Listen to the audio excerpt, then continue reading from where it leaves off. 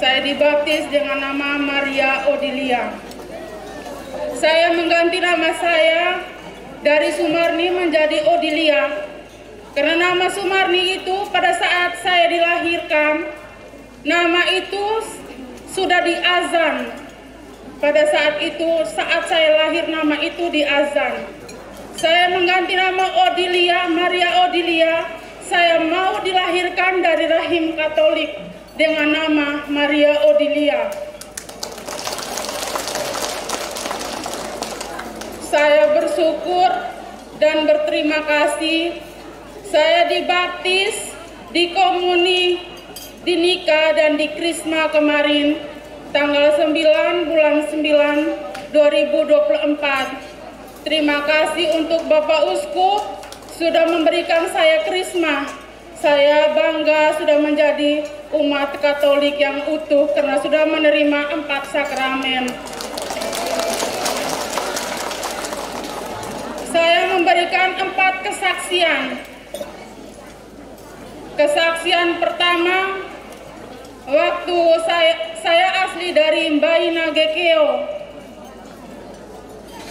Saya orang Mbayi Nagekeo. Awal saya datang ke Palue tanggal 9 bulan 10 2015. Saya diambil pulang oleh keluarga saya. Dari kami 8 bersaudara, saya anak bungsu. Semua sudah berkeluarga, yang paling terakhir untuk ambil suami adalah saya. Dari ketujuh itu, mereka datang mengambil saya bawa pulang ke Mbayi. Saya dikurung, saya di rolling dari kakak saya, mereka menjaga saya. Tapi beruntung, hanya diri saya yang dikurung, HP saya tidak dikurung.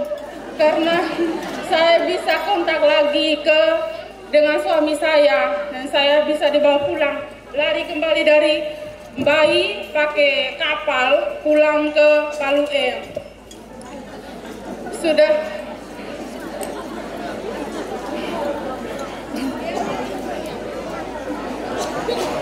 Sudah berbulan-bulan saya menjadi umat Katolik, tapi pada saat itu saya belum dibaptis.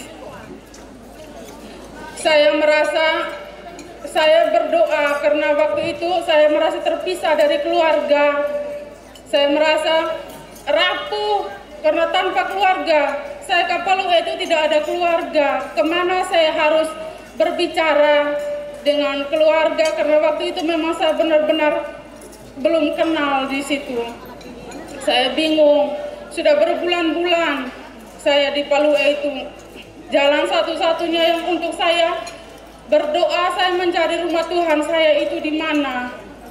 Pada waktu itu hari Minggu, saya berniat ke gereja. Saya tidak mungkin untuk berkeluh kesah kepada teman atau keluarga karena saya belum kenal. Tempat yang saya berkeluh kesah itu adalah rumah Tuhan, yaitu gereja. Pada saat itu saya ke gereja, saya bingung karena saya tidak tahu berdoa. Waktu saya melangkah ke gereja itu, saya takut, bimbang. Saya masuk, saya lihat umat berdoa, saya tidak tahu cara berdoanya. Saya lihat umat berdiri, duduk, saya ikut duduk. Bahkan sampai berlutut, saya juga ikut berlutut. Tapi saya tidak tahu doanya itu apa. Pada saat itu, memang hati saya itu rasanya sudah rapuh tanpa keluarga. Saya berlutut pada saat itu. Bapak pastor kami, Bapak Romo Leksi, pastor paroki kami, paroki Uwa. Pada saat itu saya berlutut berdoa di dalam hati saya hanya memanggil Tuhan Yesus. Sebutan Tuhan Yesus yang saya panggil untuk datang dan jadi sahabat saya, untuk membimbing saya supaya saya bisa masuk ke Katolik. Pada saat saya berlutut, pada waktu itu Romo Leksi ada angkat hosti dan anggur. Saya ikut berlutut. Di saat itu saya posisi mata saya tertutup. Saya kalau mau berdoa benar-benar yang untuk hal duniawi saya tinggalkan. Saya hanya mau berelasi dengan Tuhan Yesus. Saya berlutut menutup mata saya. Pada saat Romo Leksi angkat hosti dan anggur, Pada saat itu saya melihat cahaya di depan altar itu, cahaya turun dari atas membias di Romo Leksi punya kepala.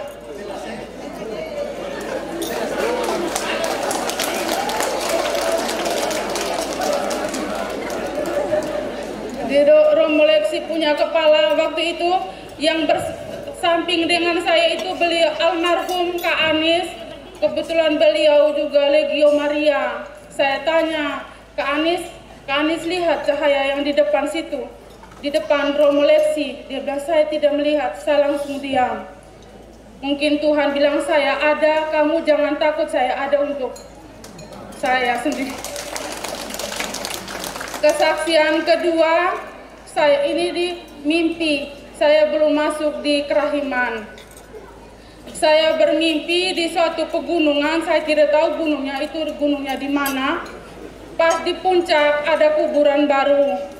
Terus di kuburan itu, di depan kuburan di sini sudah romo, semua romo yang bawa ukup, semua mereka pegang dengan ukup. Terus doanya itu, Yesus, Maria, Yosef, aku mengasihimu, selamatkanlah jiwa-jiwa. Doa itu, doa selalu lantunkan doa itu. Pas di atas itu ada saya di situ. Datang satu suster, dia datang memanggil saya, dia bilang, saya tahu dia orang baru yang mau mengikuti kita. Suster itu bilang. Terus suster memberi saya air, saya terima tapi saya tidak bisa minum karena saya rasa diri bahwa waktu itu saya belum dibaptis, belum menjadi anak Allah. Kesaksian yang ketiga, saya sudah masuk di Kerahiman di tanggal 22 Desember, novena yang ke-7. Waktu itu menjemput Natal, biasanya novena 9 hari. Pas di novena yang ke-7 di tanggal 22 Desember, saya bermimpi Tuhan Yesus dan Bunda Maria datang di mimpi saya. Pada saat itu novenanya saya tidak tahu karena itu awal saya novena. Saya tidak tahu doanya itu seperti apa. Tuhan datang bersama bundanya menghadap ke laut, ke utara, terus Tuhan Yesus melihat kami ke bawah. Pada saat saya memanggil atau yang lainnya itu kan sibuk dengan kerja. Yang saya mimpi itu kan pas di hari Minggu. Pada saat saya memanggil mereka bahwa kamu lihat Tuhan dan Bunda itu ada di atas.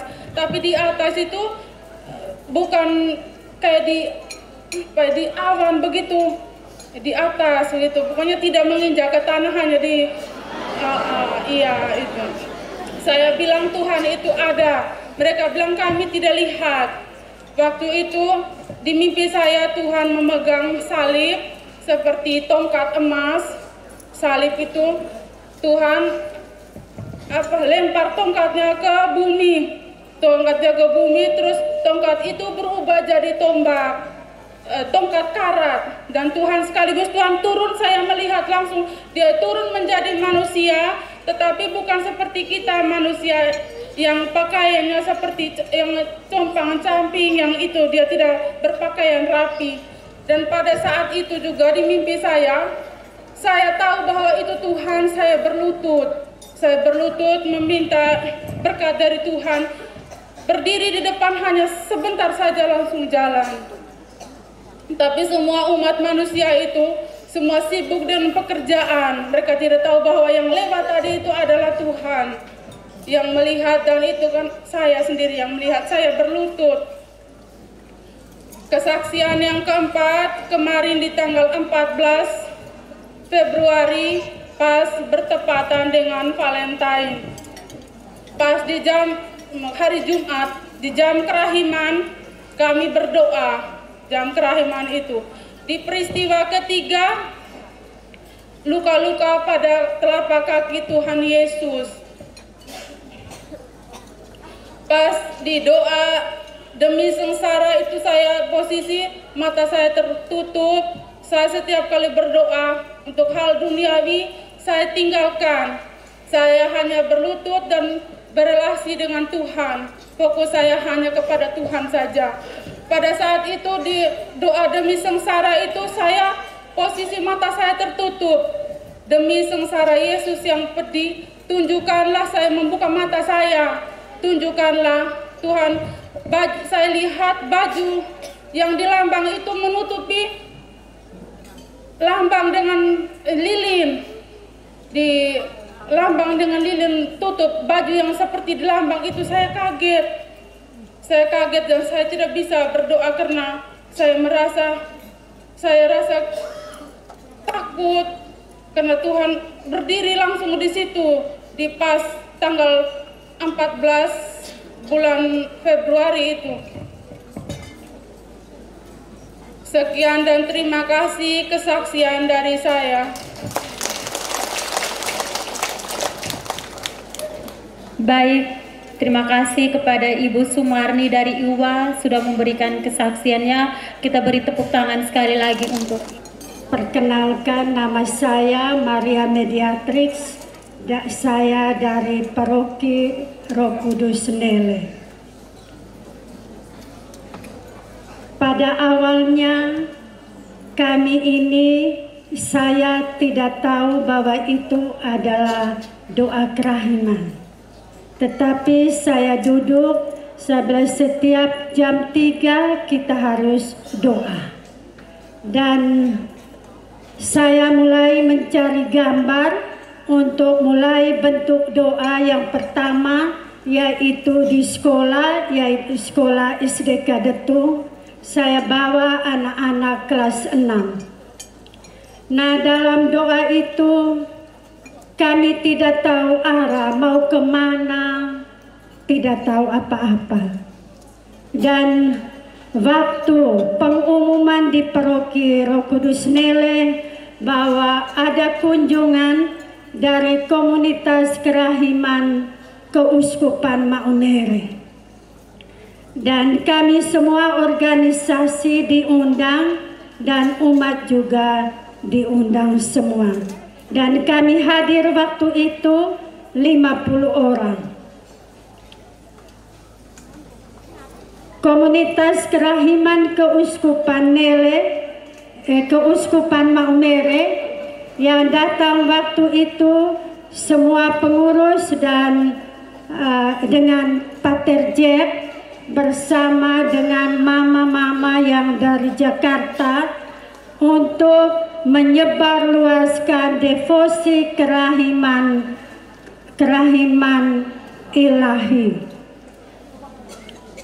Saat itu kami ini tidak tahu apa-apa, tetapi dalam hati saya melihat bahwa awal kita doa itu Bapak Mama mereka nyanyi, Yesus kau andalanku, Yesus kau andalanku, Yesus kau andalanku.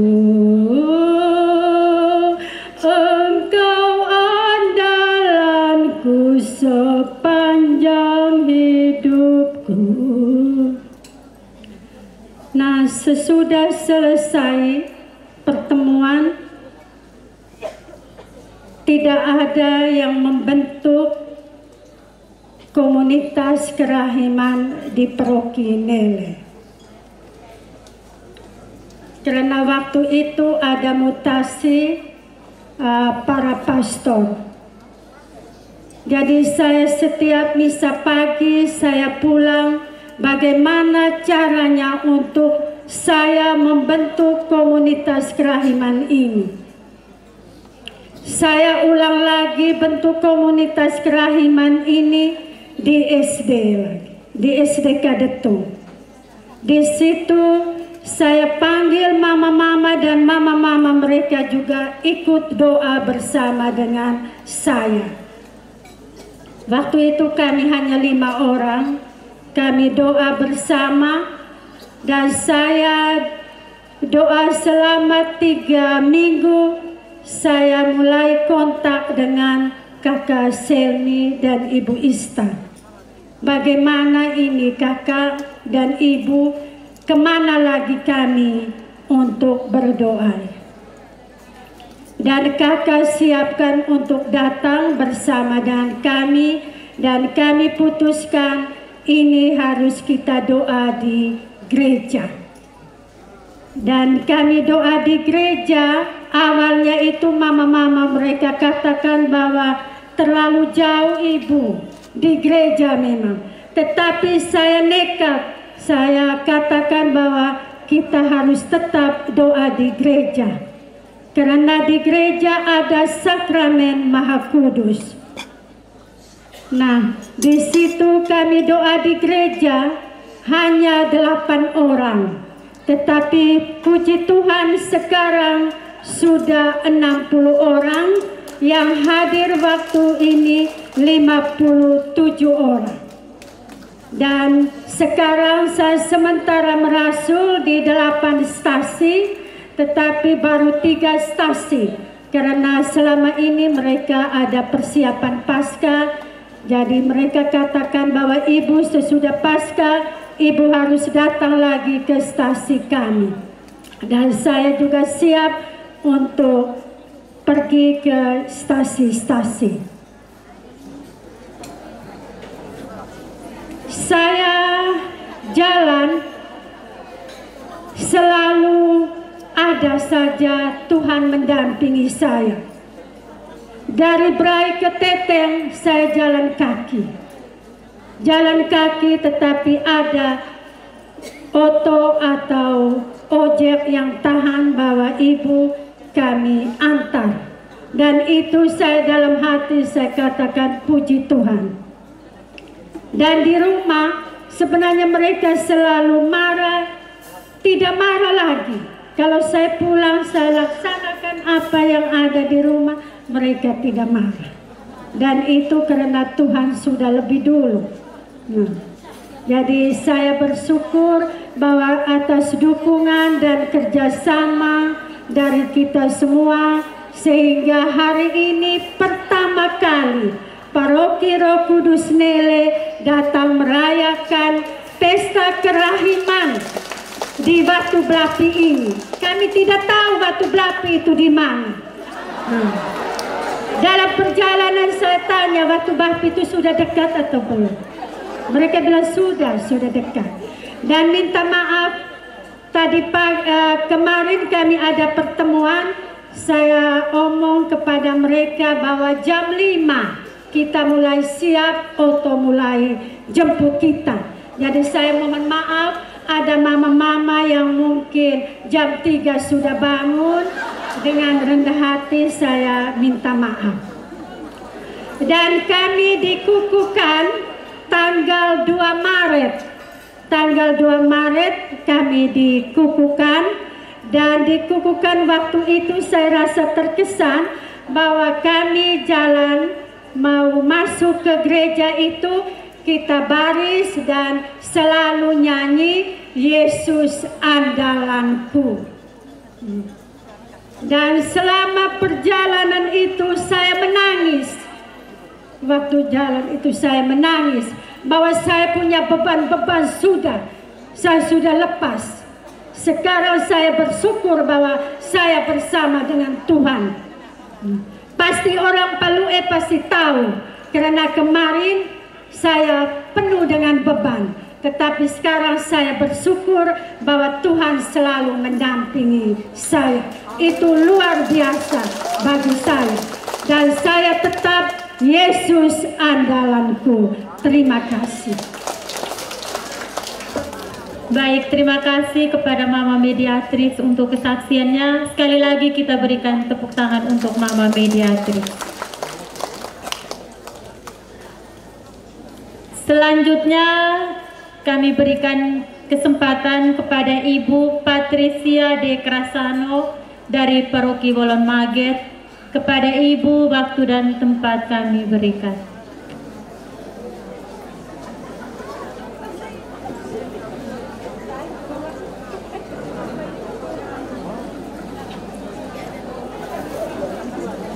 Ibu Patricia de Cresano dari Paroki Wolon Maget. Belum, kita lanjut ke tuan rumah dulu, Ibu Maria Klega dari Paroki Batu Belapi. Kepada Ibu Maria Klega, waktu dan tempat kami berikan. Aduh, ada si cantik ini.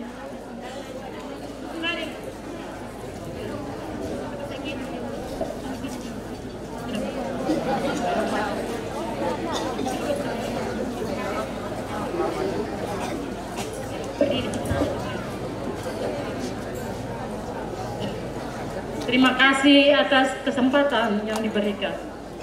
Salam kerahiman.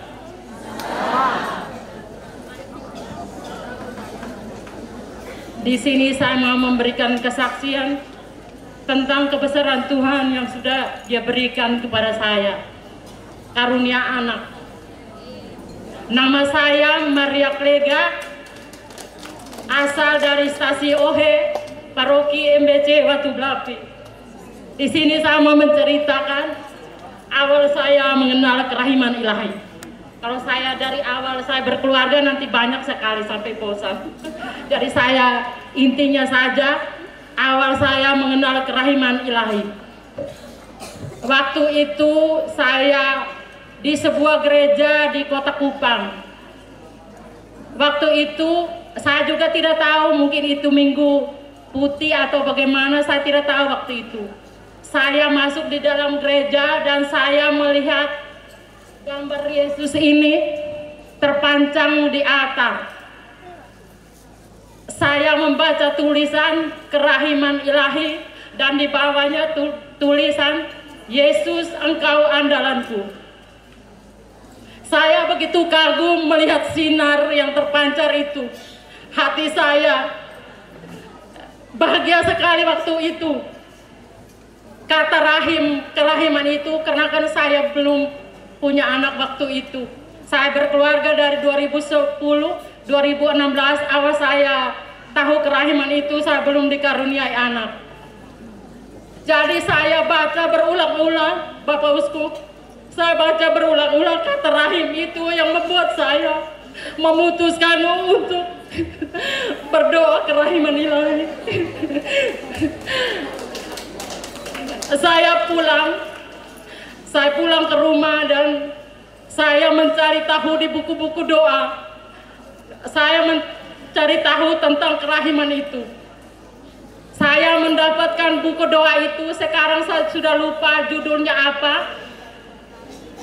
Tapi di depannya itu ada bukan gambar Tuhan Yesus ini tapi Bunda Maria, hanya di dalamnya. Kalau saya tidak salah halaman 55 itu ada gambar ini dengan doa jam 3, jam kerahiman dengan koronka. Waktu itu saya memutuskan karena di hati saya macam saya sudah jatuh cinta dengan gambar itu. Jadi saya memutuskan untuk berdevosi kepada kerahiman ilahi. Mulai hari itu saya berdoa jam 3.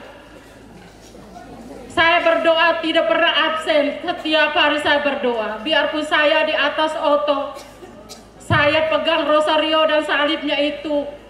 Kadang-kadang kalau saya mau atas nama Bapa kan saya malu dengan orang lain. Jadi saya hanya memegang salib di rosario itu kalau sudah jam 3 macam saya di jalan atau di bawah pohon cengkeh atau di mana saja saya selalu pegang salib Yesus. Saya hanya bilang, Yesus engkaulah andalanku, saya menghormati jam penderitaanmu. Jadi sampai saya pulang dari Kupang, kebetulan ada ibu-ibu di kami punya KBG di lingkungan OH1, mereka juga berdoa dari rumah ke rumah waktu itu. Jadi saya bilang, aduh saya juga berdoa kerahiman. Saya bilang begitu, tapi mereka ada buku kecil, kalau saya punya tidak. Jadi saya punya ada doa yang singkat, hanya Bapa yang kekal dengan demi sengsara itu 10 kali. Kalau yang dengan ujud-ujud itu saya tidak punya. Akhirnya satu hari giliran pas mau doa di saya punya rumah. Waktu itu saya punya mama membantu yang ikut. Jadi pas mau berdoa, saya bilang biar sudah saya ikut saja dengan kalian begitu. Saya bergabung. Akhirnya pas waktu itu kami mau bergabung, ibu-ibu yang lain itu tidak datang. Mama mantu saya juga ada ke pasar. Jadi pas jam 3 kebetulan di ruang tamu saya itu ada bangun kios di ruang tamu. Jadi saya kan sudah siap dengan patung Bunda Maria di depan dengan lilin. Toh kami mau doa sama-sama ibu-ibu, tapi ibu-ibu tidak datang.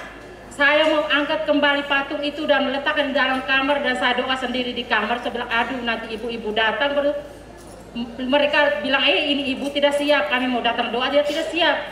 Jadi saya bilang aduh Tuhan ini mau jam 3 kok semua ibu ini belum datang. Akhirnya saya bilang Tuhan apa mudah-mudahan saya sampai doa kerahiman jam 3 ini habis, tidak ada orang yang datang beli supaya jangan mengganggu saya. Saya begitu, saya pikir begitu. Akhirnya saya puji Tuhan saya berdoa sendiri di ruang tamu di depan kios itu.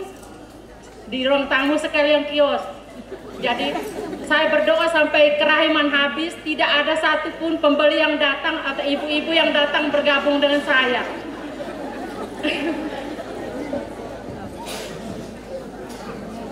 Dalam doa-doa saya itu, pergumulan doa-doa saya banyak sekali tantangan dan cobaan. Banyak sekali tapi saya bilang itu cobaan dari Tuhan. Apakah saya sanggup melewati itu atau tidak? Jadi saya tetap menjalani itu. Saya tetap doa. Biarpun dia coba saya tetap doa. Saya bilang saya doa. Saya doa. Saya itu divonis menderita miom di saluran rahim. Dan kalau kata dokter kalau ibu tidak mau dioperasi, ibu nanti tidak punya anak. Jadi kakak saya tidak setuju karena katanya kalau orang yang belum punya anak kalau dioperasi nanti tidak punya anak terus. Jadi kakak saya tidak mengizinkan saya untuk dioperasi. Jadi saya membaca di Google tentang ramuan daun sirsak. Saya petik 9 daun dan saya berdoa dulu. Yesus tolong saya, Engkaulah andalan saya. Jadi tolong saya lewat daun ini bisa menyembuhkan miom di saluran rahim saya supaya saya bisa punya anak. Puji Tuhan, tidak jadi dioperasi dan miomnya hilang dengan sendiri.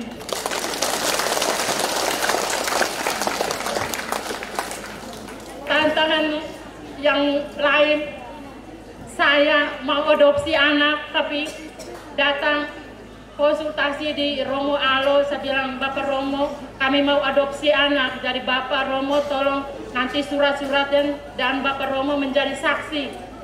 Bapak Romo bilang, Maria kamu bersabar saja, berdoa saja Maria. Biar kau sudah umur 45 tapi Tuhan pasti akan mendengarkan doa-doa kamu. Kamu bersabar saja. Akhirnya saya tidak jadi adopsi anak. Saya bawa saudara punya anak yang waktu itu adik saya meninggal di Kalimantan dan meninggalkan anak 3 orang. Jadi yang perempuannya baru berumur 3 tahun waktu itu. Saya bawa dia berapa bulan. Saya tidak perlu mengajarkan dia untuk panggil bapak mama, tapi dia dengan sendirinya panggil bapak mama di kami berdua. Saya dengan suami. Dia begitu akrab dengan kami. Itu jadi ipar saya karena marah dengan keluarga, ada salah paham sedikit. Ipar saya mau membawa anak itu pulang kembali ke Kalimantan. Ipar saya itu orang Ende. Dia mau membawa pulang kembali anaknya di Kalimantan. Jadi dia mencari saya untuk mengambil anak itu kembali. Saya lari, waktu itu saya lari ke kebunnya orang dan menangis di situ. Saya menangis, saya bilang ini anak ada ikatan batin dengan saya tidak mau kasih pulang. Saya tidak mau. Bapak Uskup saya menangis di kebun orang ini di samping kami berdua di kebun orang. Saya bilang saya tidak mau. Akhirnya karena saya menghindar dari dia melaporkan saya di polisi. Polisi 4 orang mendatangi rumah kakak saya di Bairubin, kakak sulung saya, saudara saya laki-laki. Polisi datang dan bilang kami mau ambil anak yang perempuan, katanya disembunyikan oleh adik kamu, saudari kamu perempuan. Akhirnya kakak saya juga bilang iya ya, dia sembunyikan. Akhirnya adik saya yang lain, saudara saya yang lain mencari saya. Akhirnya ketemu di rumahnya adik saya, yang lain lagi, kami 10 bersaudara, jadi banyak sekali. Ya, jadi bilang kakak tolong kembalikan anak itu. Sekarang kakak dalam pencarian polisi. Jadi kalau kakak tidak mau kasih anak itu, kakak langgar 3 undang-undang tentang perlindungan anak. Iya. Jadi akhirnya karena saya melanggar itu, akhirnya keluarga saya menyarankan saya untuk kasih kembali anak itu. Akhirnya dengan air mata di depan polisi ini, sampai polisi ini nasihat saya, bilang ibu jangan menangis, ibu berdoa saja, besok lusa pasti Tuhan mendengarkan doa ibu. Ya, akhirnya di depan polisi, baru kan orang di baru bilang tetangga kakak saya tidak tahu masalah itu. Jadi mereka kerumun ngeri-ngeri pikir saya penculik.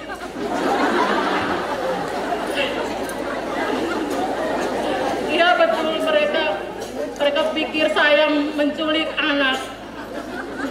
Akhirnya polisi itu menasihati saya. Akhirnya mereka bawa pulang anak itu beserta ibunya. Saya menangis sampai malam itu, saya tidak mau makan. Saya tidak bisa memang karena berapa bulan itu dia terlalu apa dengan saya. Jadi saya tidak, saya macam ada sesuatu yang hilang dari saya waktu itu. Sudah ada kontak batin yang terlalu luar biasa. Akhirnya berselang waktu begitu, saya sudah melupakan anak itu. Bukan melupakan, tapi kalau mereka mau telepon atau apa, saya tidak mau. Saya tidak rela untuk mendengar suaranya. Saya tidak mau. Saya tidak rela begitu. Karena sayangnya saya sama dia, jadi saya tidak rela mendengar suaranya. Akhirnya saya berdoa terus, berdoa dan berdoa. Perkawinan saya juga macam menghancur begitu. Saya juga mau mengakhiri perkawinan saya karena saya belum dikaruniai anak. Saya mau mengakhiri, bukan untuk mengakhiri pernikahan, perkawinan di depan altar, bukan, tapi saya pergi menjauh dari keluarga saya. Bukan untuk menikah dengan orang lain, tapi saya hanya menjauh saja. Iya, karena saya merasa beban begitu. Saya tidak punya anak, baru keluarga saya mungkin menginginkan keturunan begitu. Jadi, tapi saya, puji Tuhan, saya mengandalkan Yesus Sang Raja Kerahiman dalam hidup saya. Akhirnya saya bisa melewati hari-hari itu. 2019 saya ke dokter dan dinyatakan positif hamil. Tapi waktu itu saya bahagia sampai menangis, sampai membuat dokter juga ikut ini karena saya cerita semua bertahun-tahun saya menangis. Tapi dokter bilang ini ibu jadi pasien khusus saya karena ibu janinnya sehat-sehat, tapi ibu ada miom bersarang di ibu punya kandungan. Jadi ibu harus di USG setiap bulan untuk mengetahui perkembangan janin dan miomnya. Bulan kedua kehamilan saya, pendarahan hebat terjadi.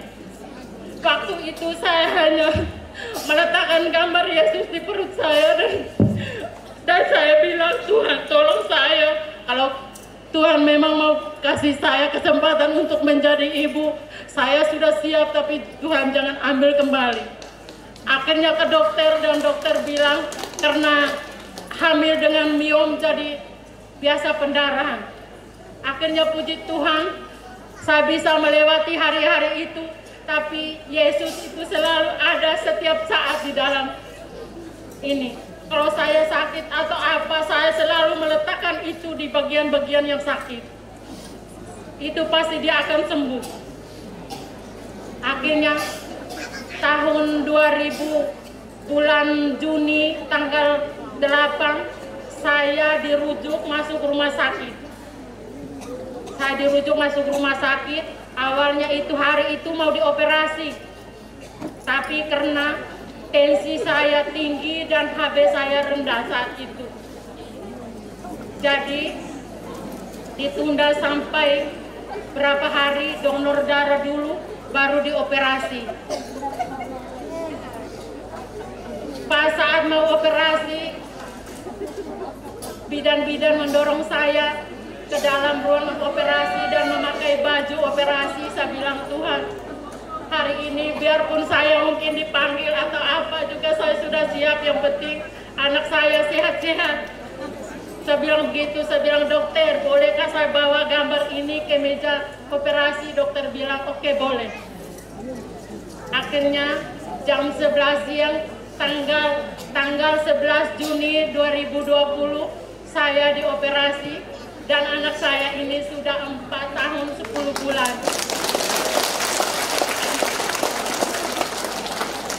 Sudah 4 tahun 10 bulan. Anak saya beri nama Kristiani Graciela Bunga. Karena Kristiani itu saya mau berterima kasih kepada Yesus Kristus yang telah memberikan saya karunia itu, dan juga terima kasih kepada dokter Christian yang begitu telah menolong saya mulai dari kehamilan pertama sampai di meja operasi. Semuanya berjalan lancar. Terima kasih dokter Christian dan Mama Bidan Ista yang sudah menolong saya waktu itu di ruangan anggrek. Mama Bidan sempat marah saya karena waktu melahirkan operasi habis, malamnya saya punya anak panas tinggi karena tidak bisa menyusu. Mama Bidan, terima kasih banyak. Sampai sekarang anak saya ini tidak susah kalau hari Minggu diajak ke gereja itu biar macam malam jam 5 masih pagi buta. Kalau saya sudah bangun dan sudah masak air, saya bilang, Ade bangun sudah, dia langsung lompat dari tempat tidur. Iya, kalau macam kami kegiatan kerahiman bersama sampai di keuskupan juga, dia duduk berjam-jam, dia tidak pernah ini. Iya. Dari kecil sampai usia 2 tahun itu dia pernah mengalami kejang yang ngeri. Dia sakit panas sampai kejang yang ngeri punya. Tapi berkat doa itu bisa melewati semua ini. Sekarang saja kalau dia sakit, saya selalu meletakkan gambar itu. Kemana-mana kami berdua selalu gambar Yesus Raja Kerahiman itu selalu ada di tas. Kalau kami dalam kesulitan apapun, masalah apapun. Jadi saya mau, mungkin ada Bapak Ibu di sini, saya punya kakak adik di sini yang belum dikaruniai anak. Jangan pantang menyerah, tapi bersandarlah pada Yesus Sang Raja Kerahiman. Iya. Jangan patah semangat, berusaha dan berdoalah.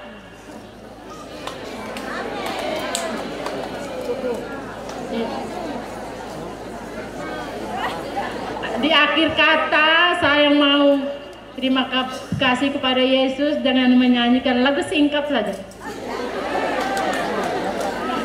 Terima kasih ku ucapkan padamu atas anugerah yang kau berikan padaku. Sekian lamanya ku berdoa menunggu, menanti janjimu Tuhan. Anugerah yang kau berikan kini ada dalam pelukanku. Ku berterima kasih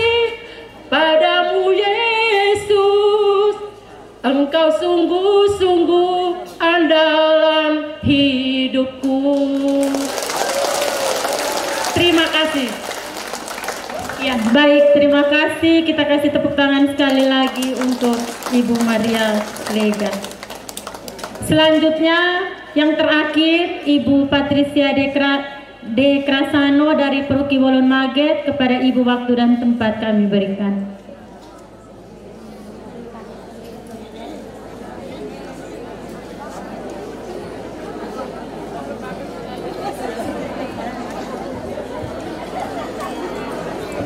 Terima kasih, selamat sore semua.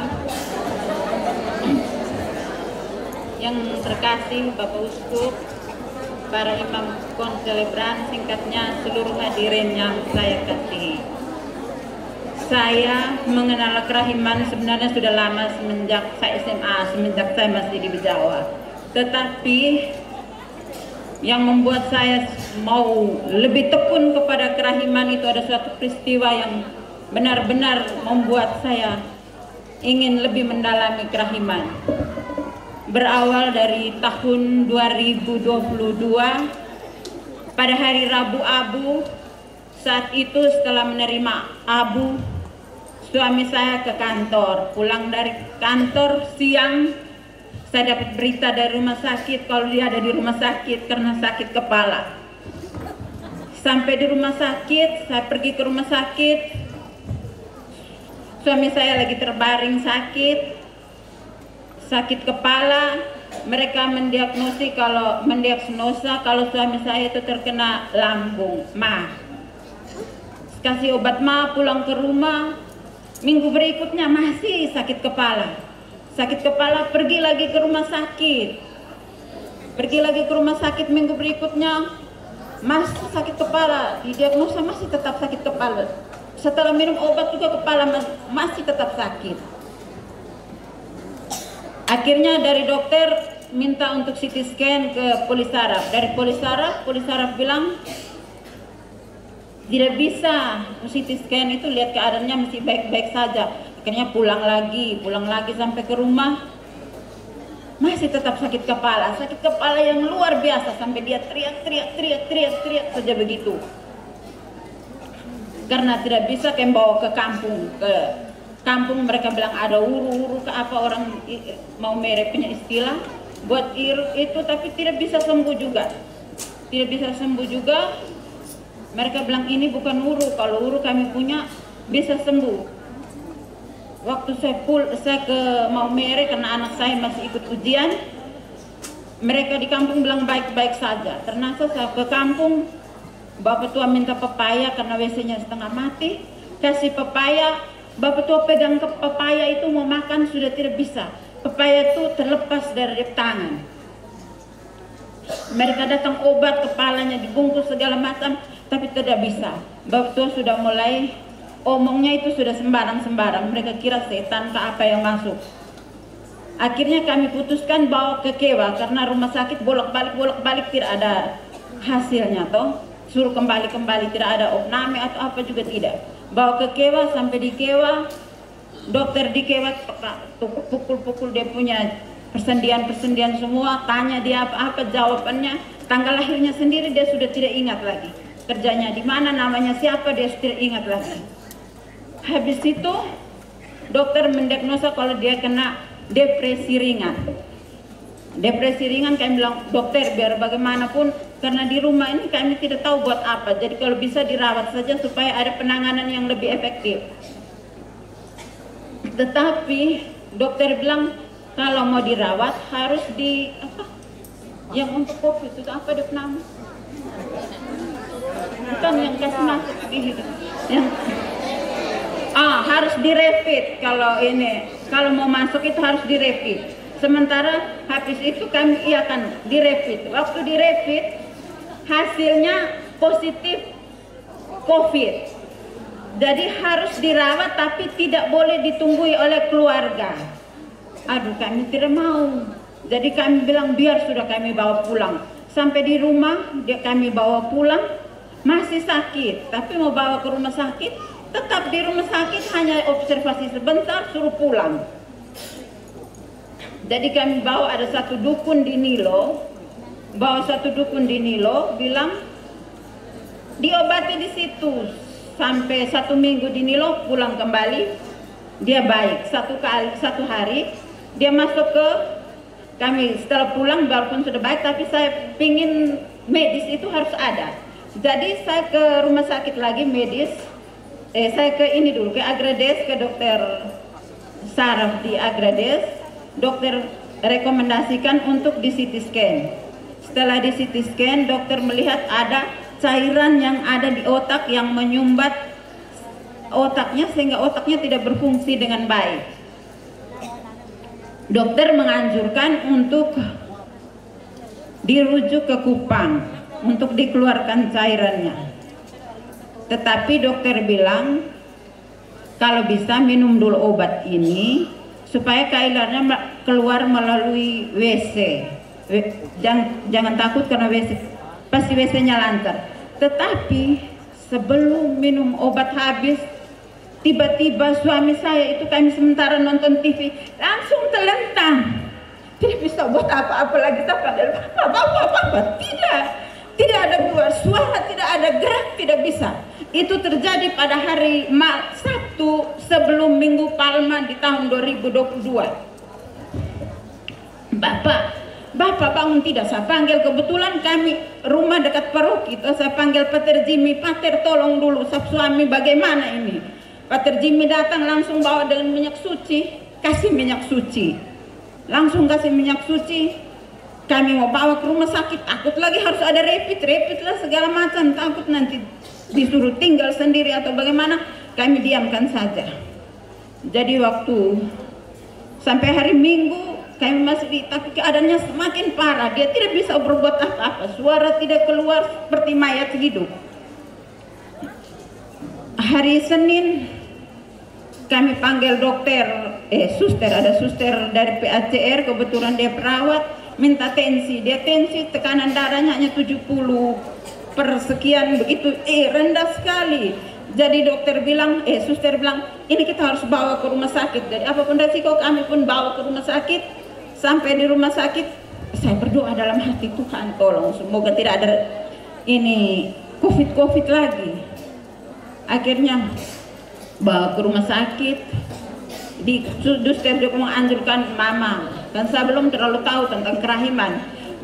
Suster bilang, mama, minggu depan ini setelah minggu pasca ini adalah minggu kerahiman.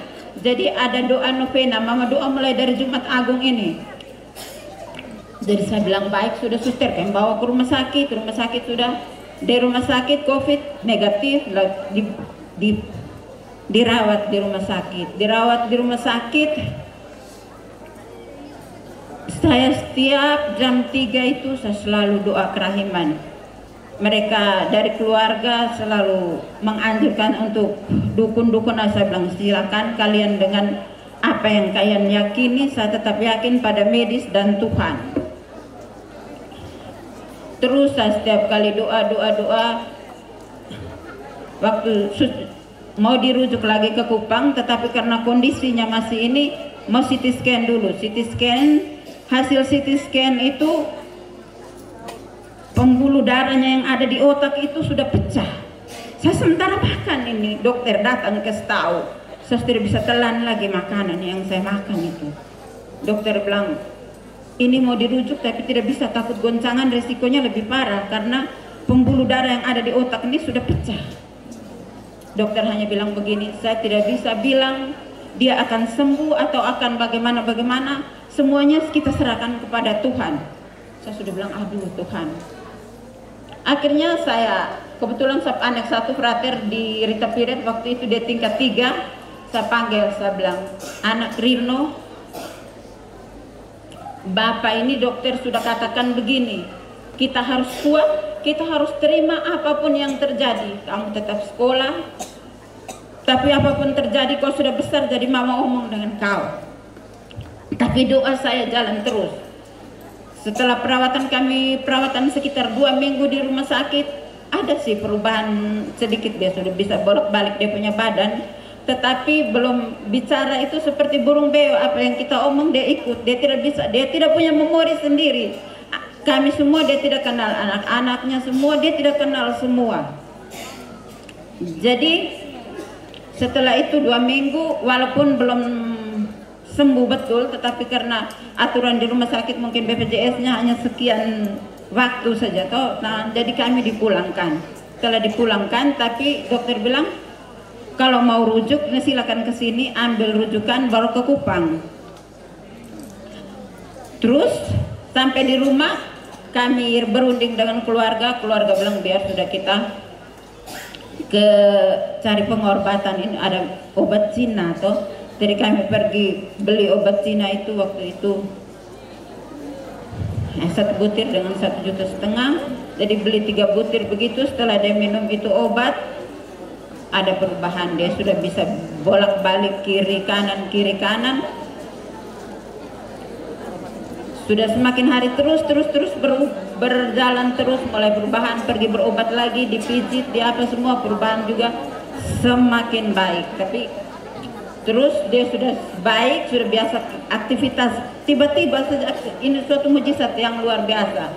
Dengan dia sudah itu sekitar 2 tahun lalu, tahun 2023 itu dia ada kambuh lagi. Dia rasa lemah sedikit di badan. Akhirnya saya ambil pin kerahiman, saya gosokkan di badannya itu baik dia. Nanti setelah itu berapa bulan lagi, tahun lalu sekitar bulan April, anak saya yang di seminari sini dikeluarkan dari seminari. Jadi dia juga mungkin stres, dia kena lagi. Saya ambil lagi pin, saya gosokkan di seluruh badannya dia. Saya rendam itu pin sampai pin saya juga warnanya sudah pudar begini. Saya rendam di air, saya minumkan ke dia membaik.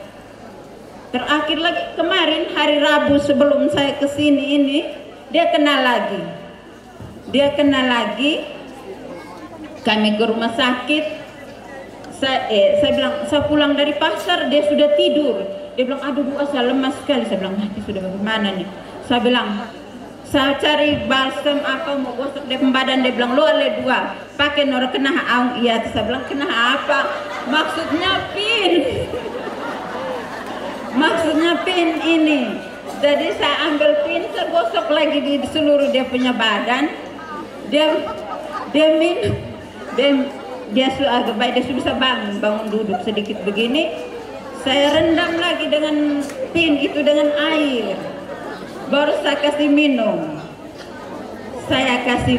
Dia sudah bisa bangun duduk. Saya panggil Romo juga di Pater Jimmy datang bawa lagi dengan minyak suci tadi kiranya sudah setengah mati tuh. Dia sudah pastor, sudah nangis. Aduh, Pater biar sudah kasih saya minyak suci. Pater bilang, tidak apa-apa Bapak. Terus dia masih lemah, kami tetap bawa dia ke rumah sakit. Sampai di rumah sakit di CT scan ulang. Dokter bilang, waktu dia CT scan, saya bilang, Tuhan Yesus Raja Kerahiman Ilahi tolong saya. Semoga suami tidak apa-apa, tidak ada lagi hal-hal yang seperti dulu. Tapi suster kira saya mengantuk. Saya bilang, tidak, saya lagi berdoa. Saya berdoa, hasil CT scan, saya tanya dokter, hasil CT scan-nya bagaimana? Dokter bilang got yang dulu itu ada sudah mengecil dan hanya ada sedikit sumbatan, mungkin itu yang membuat Bapak lemah. Akhirnya Bapak dirawat di sana sampai hari Sabtu kemarin baru pulang. Sekarang ini baru kemarin Bapak sudah sembuh benar, sudah pulang dari rumah sakit. Demikian kesaksian saya, semoga bermanfaat bagi kita semua. Baik, terima kasih. Kita kasih tepuk tangan sekali lagi untuk Mama Patricia de Crasano. Selanjutnya, sekarang jam 14.30, kita memberikan kesempatan kepada Romo moderator kita untuk memberikan sepatah 2 kata untuk kita semua pada sore hari ini. Kepada Romo, waktu dan tempat kami berikan.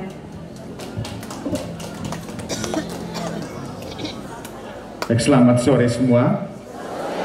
Yang kami kasihi Bapak Uskup, Romo Queen, kemudian Romo moderator, Pater Bojes, pengurus kerahiman keuskupan, para devosan dan juga simpatisan yang terkasih, Saya tidak memberikan kesaksian, tapi menyampaikan beberapa penyampaian berikut bahwa hari ini sesuai dengan tema itu ziarah pengharapan. Maka yang pertama, proses bagaimana pertumbuhan komunitas Kerahiman di Keuskupan itu sebenarnya kita bagi dalam 3 periode. Dari periode tahun 80-an itu setiap orang, beberapa orang dari umat di Keuskupan Agung Ende itu memulai kehidupan doa ini secara pribadi. Kemudian periode dari tahun 90-an sampai awal tahun 2000-an itu mulai terbentuk komunitas-komunitas di masing-masing proki dengan 1-2 pertemuan yang sifatnya rutin. Lalu berkembang terus dari tahun 2000-an sampai ke tahun kita sekarang ini, pembentukan komunitas-komunitas itu menjadi lebih sedikit formal. Maka sekitar tahun 2023 itu Bapak Uskup mengeluarkan SK untuk kepengurusan pelantikan untuk pengurus komunitas Kerahiman Keuskupan Maumere, dan proses pelantikannya itu terjadi di Paroki Lei. Nah, yang pertama bahwa komunitas itu penting untuk kita karena di dalam komunitas itu menjadi ruang pembelajaran. Keseluruhan kesaksian kita ini menjadi kesaksian yang bisa dinikmati dan juga tempat di mana semua orang bisa belajar bagaimana kerahiman Tuhan. Lalu yang kedua, kenapa organisasi itu dibuat? Organisasi kita ini terbentuk dari tingkat keuskupan, paroki dan juga komunitas-komunitas kecil lainnya. Itu supaya bukan untuk memberikan kontrol, harus buat ini tidak, atau memberikan penilaian sekian-sekian untuk kemajuan kemunduran, tidak. Tujuannya itu ada 2. Yang pertama, menganimasi supaya semakin banyak orang terlibat dalam kegiatan devosi kerahiman. Lalu yang kedua, itu mengkoordinir kegiatan kita, teristimewa untuk kegiatan-kegiatan besar di keuskupan, di tingkat keuskupan. Karena itu apresiasi kami berikan kepada pengurus kerahiman keuskupan, karena dari tahun 2021 itu kepengurusan kita itu baru di 22 paroki. Tetapi di tahun 2025 ini, kalau saya tidak keliru, pengurusan ada di 32 paroki. Kita harapkan ke depan proses bagaimana mengkoordinir dan mengorganisasi ini dapat kita lakukan di semua paroki kita. Lalu yang kedua, ziarah yang kedua kita buat dari rumah ke tempat ini. Ini tentu saja dengan berbagai macam pengalaman kita, termasuk juga ada yang bangun jam 4 pagi, jam 5 untuk datang ke tempat ini. Kemarin waktu kegiatannya itu terjadi di Pelue, kadang-kadang kita merasa takut juga. Tahun 2023. Tapi puji Tuhan, pada saat itu ada sekitar 500-an devosan itu berangkat ke Pelue, dan cuacanya puji Tuhan tenang sekali. Sangat tenang sampai-sampai kita tertidur sepanjang jalan, baik pergi maupun saat kembali. Jadi semua yang hadir ini mungkin ada yang sempat ke Pelue kemarin, dan umat di Paroki Lei itu menerima kita dengan baik. Tahun kemarin kita bersama berarah menuju Paroki Nebe, dan puji Tuhan umat Paroki Nebe menerima kita dengan baik. Dan tahun ini kita menyelenggarakan kegiatan atau Minggu Kerahiman di Paroki MBC Watu Blapi. Kami mengucapkan terima kasih untuk Ketua Panitia, Romo Pastor Proki, Pastor Kan, semua yang bahu-membahu sehingga proses atau kegiatan kita ini dapat berjalan dengan baik. Ada cerita-cerita tentang A, tentang B, tentang C, dan lain sebagainya. Kita anggap ini sebagai bagian dari ziarah iman kita. Ada pernak-pernik seputar atau berkaitan dengan kegiatan kerahiman kita. Biasanya ada cerita-cerita lanjutan. Hari ini umat Paroki MBC sudah menyiapkan segala sesuatu dengan baik. Kita berusaha mengoptimalkan keseluruhan situasi sehingga puji Tuhan hari ini kegiatan kita ini berjalan dengan lancar. Kemudian yang ketiga, itu ziarah ke dalam diri. Nah, ziarah ke dalam diri ini menjadi tugas kita masing-masing. Pada akhirnya bukan soal pengetahuan. Pengetahuan kita tentang Tuhan itu penting-penting, tapi juga mungkin tidak penting. Yang paling penting adalah pengalaman kita pribadi, perjumpaan secara pribadi saya dengan Tuhan. Itulah yang menjadi bagian dari kekayaan nilai kerahiman. Dan kita yakin dan percaya bahwa Allah yang kita imani ini Allah yang tetap setia di masa lalu, di masa sekarang ini, dan juga akan tetap setia di masa yang akan datang. Akhirnya saya ucapkan terima kasih untuk kehadiran kita semua. Kita berharap ke depan kita lebih bersemangat lagi. Tidak hanya soal kuantitas, ini bukan soal kuantitas atau jumlah atau rebut-rebutan lahan. Ini organisasi ini bukan seperti itu. Ini satu proses dari dalam diri sendiri. Makanya saya katakan kalau untuk kerahiman itu kita tidak capek mengurusnya, karena ini satu gerakan dari dalam diri. Orang yang datang dan pergi itu tidak ada dengan beban, tapi satu panggilan personal yang Tuhan titipkan dalam hatinya untuk datang bergerak mengikuti secara bersama, belajar dari kekayaan kerahiman Allah sendiri. Saya kira demikian penyampaian. Saya ucapkan terima kasih. Kami kembali. Ya, baik, terima kasih Bapak Romo Marton selaku Imam Moderator Komunitas Doa Kerahiman Ilahi Keuskupan Maumere bersama dengan, jadi ada 2 Imam Moderator untuk kita, Romo Marton dan juga Pater Bojes.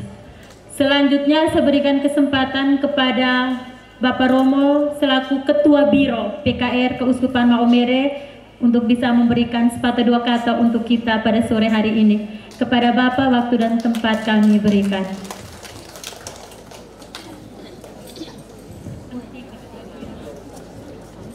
Mungkin sebelum itu kita belum tahu Pater Bojes bisa.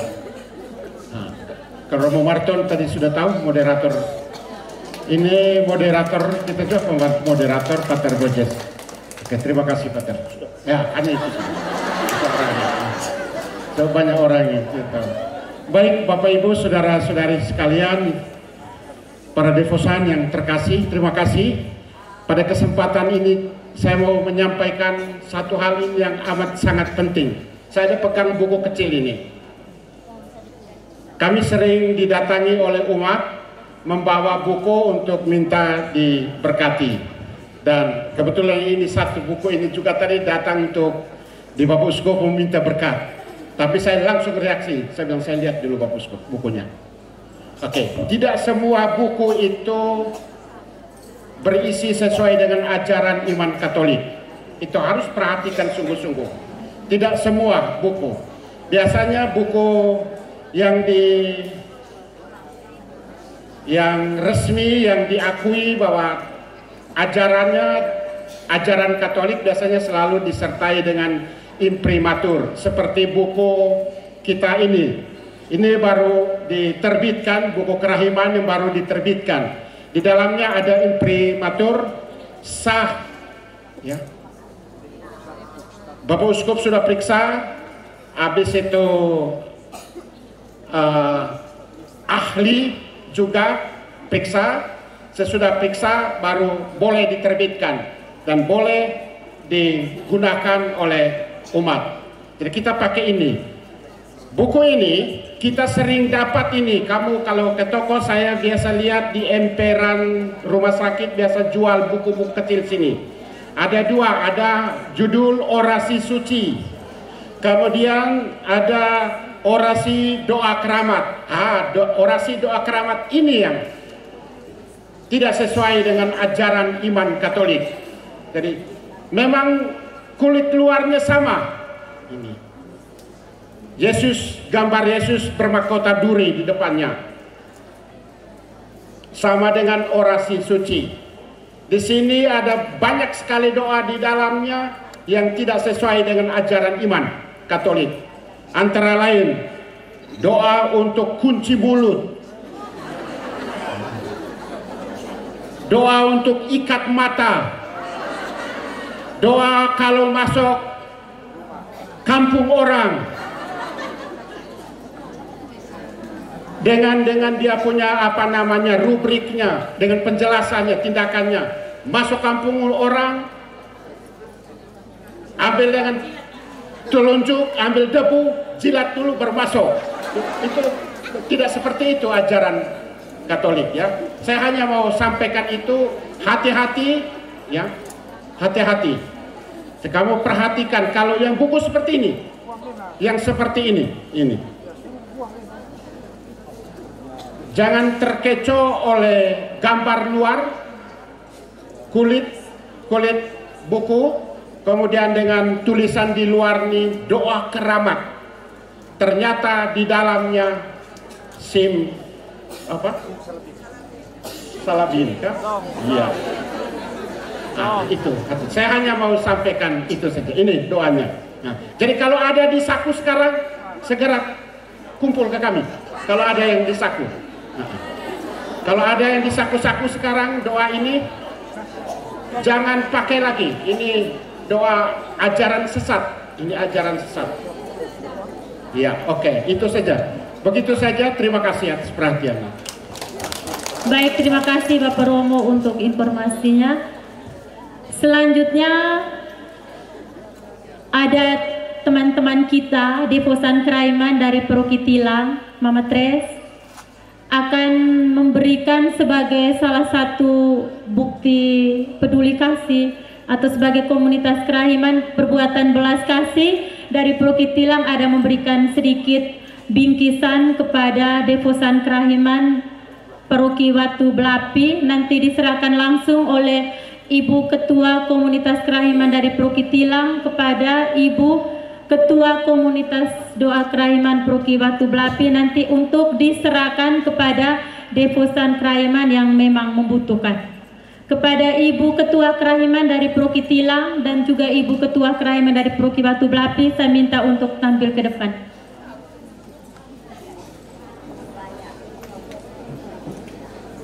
Sesudah ini kita langsung siap untuk doa jam 3. Jadi saya minta kita bergerak lebih cepat, Mama Tres dan Ibu Genda.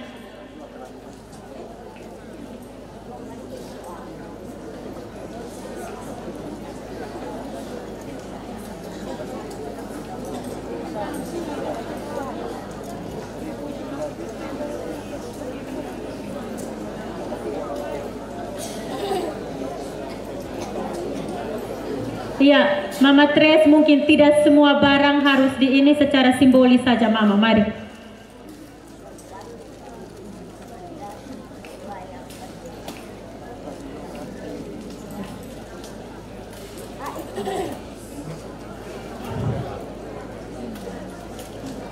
Iya, baik Mama Tres, mungkin saya berikan kesempatan kepada Mama Tres untuk bisa menyampaikan niatnya seperti apa supaya kita di sini bisa tahu untuk maksud yang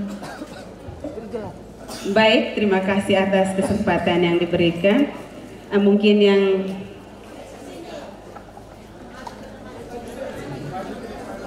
saya hanya sedikit mau menyampaikan, minta maaf, mungkin kami langsung serahkan ke pengurus stasi di sini, ke pengurus paroki. Harapan kami, Ibu yang menerima, jangan melihat dari besar atau kecilnya pemberian yang kami berikan, tapi apa yang kami berikan ini, kami memberikan dari kekurangan kami. Salah satu bukti, jadi mungkin bisa bermanfaat untuk siapa saja yang menerimanya. Bagi mereka yang membutuhkan, mungkin dari saya hanya sekian. Terima kasih. Baik, terima kasih. Mama, sini dulu Mama, simbolis. Aduh, berasnya saya terpisahkan. Iya, Mama ini biar untuk foto toh. Iya, iya. Iya, di sini saja. Oke. Ya, bisa ambil gambarnya. Ya, silakan. Oke. Baik, terima kasih. Tepuk tangan dulu untuk kita semua. Ya, selanjutnya kita sudah pada posisi di tempat duduk masing-masing. Yang di dalam gereja tetap di dalam gereja, kita yang di tenda ini tetap di tempat kita masing-masing. Dan bagi Devosan Kerahiman Ilahi yang masih berdiri, yang belum mendapat tempat duduk, untuk bisa mencari kursi yang masih kosong sehingga bisa menempati kursi-kursi ini, kita menyiapkan diri untuk berdoa di jam 3, jam kerahiman, dan akan dilanjutkan sebentar dengan penyembahan sakramen Maha Kudus.